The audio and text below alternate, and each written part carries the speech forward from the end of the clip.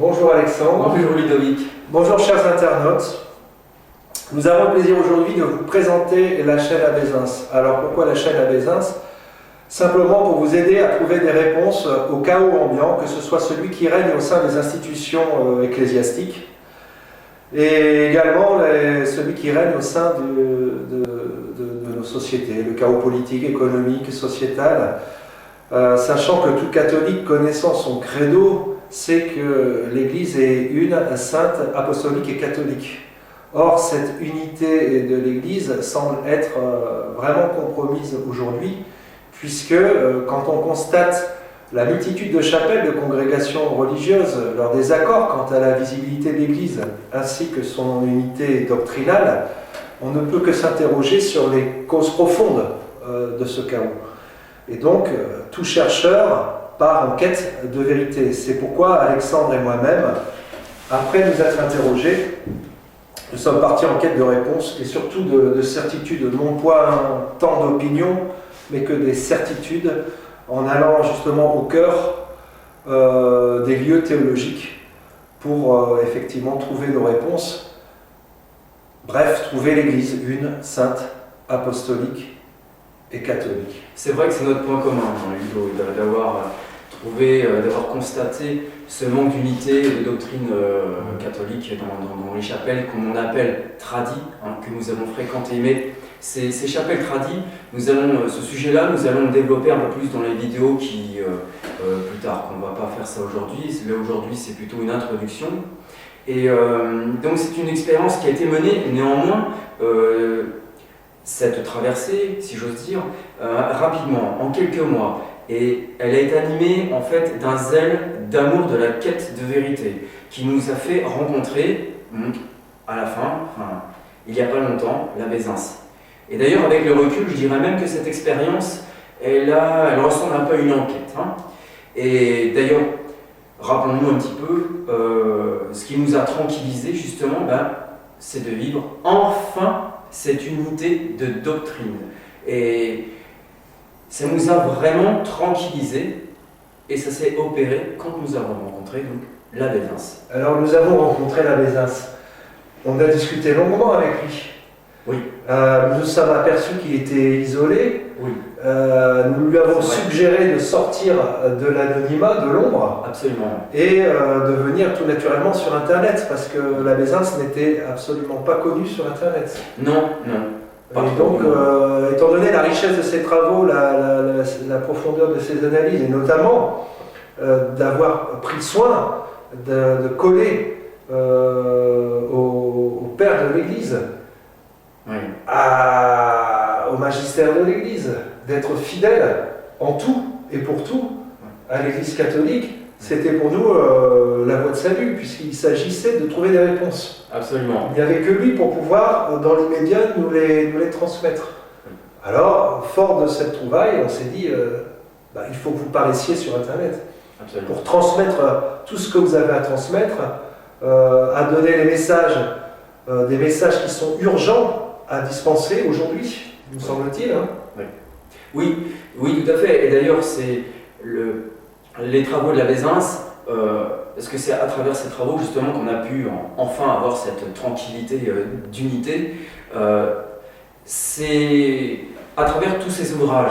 Et il y en a plusieurs registres. Il y en a un en tout cas qui concerne le grand catalogue en fait, des variations qui se trouve ici, un livre quand même qui est assez bien épais, voilà, en format A4, 800 pages, que du magistère de l'Église. L'Abésins l'a déjà présenté dans ses vidéos antérieures, je ne vais pas le représenter à nouveau, mais c'est pour vous dire un peu la somme colossale de travail qu'il a fait. Il y a aussi le petit catalogue qui renvoie un peu la Frate Saint-Pédis face au magistère de l'Église, pas qu'un peu d'ailleurs.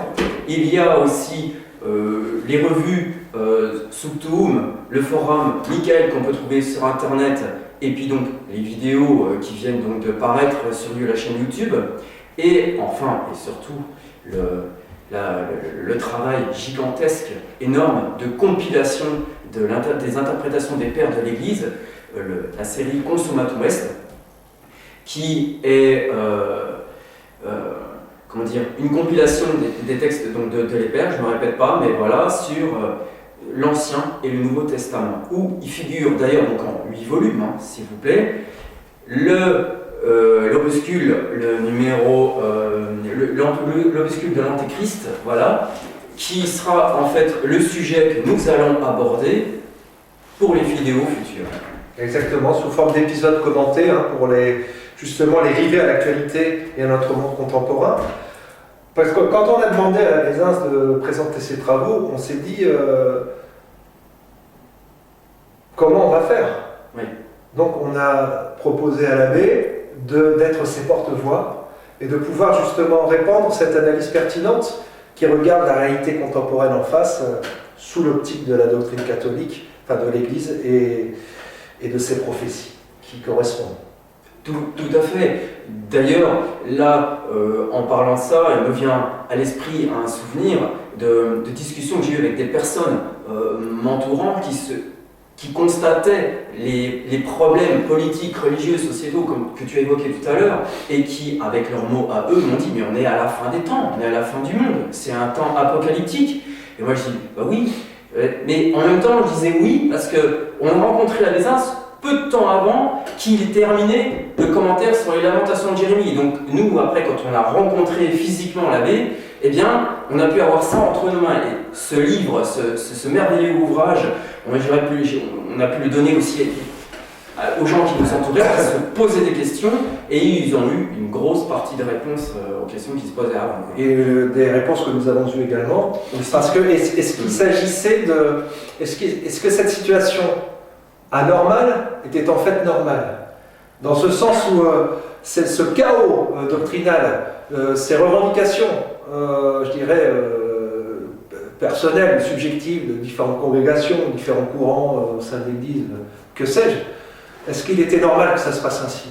Est-ce qu'il était normal que la situation soit anormale? Est-ce qu'il y avait une logique, une prédiction, une prédictabilité, et est-ce que ça correspondait à l'économie de Dieu? On s'est aperçu que ce qui échappait aux sophistes n'échappe jamais à Dieu, et que, étant la source de toute vérité, et ayant pris le soin de la faire découvrir grâce au Saint-Esprit par le ministère de l'Église, on s'est aperçu qu'il fallait coller à ces commentaires. D'ailleurs, le magistère de l'Église nous y invite fortement, puisque nous ne sommes pas libres d'interpréter les prophéties, et qu'il est nécessaire, et donc très catholique, de se fier au Père de l'Église quant aux commentaires et à la compréhension de ces prophéties. Voilà. Et donc pour les vidéos prochaines... Il y a un consensus. Tout à fait. Et d'ailleurs, donc, pour les vidéos prochaines, nous allons, comme je vous l'ai déjà dit, vous présenter en plusieurs vidéos donc l'Antéchrist, qui lui est donc pareil, est une compilation des pères de l'Église sur l'interprétation de l'Apocalypse concernant la venue de l'Antéchrist. Vous verrez, c'est très fascinant et très intéressant. Alors nous allons le faire sous forme d'épisodes commentés. Voilà, toujours en référence à l'actualité. Oui. Voilà, je pense qu'on a fait le tour de la question. On invite les internautes à rejoindre le forum Michael, à poser des questions, à se former et pourquoi pas à se livrer à des controverses pour les plus chevronnés d'entre eux, à condition de rester courtois bien évidemment et de respecter la vérité objective et non pas partir dans des considérations subjectives. Voilà, ce sera un gain de temps. Et je remercie Alexandre de sa présence. Je vous remercie de l'avoir écouté et je vous dis à très bientôt pour une histoire passionnante, captivante, mais il faut bien dire aussi effrayante.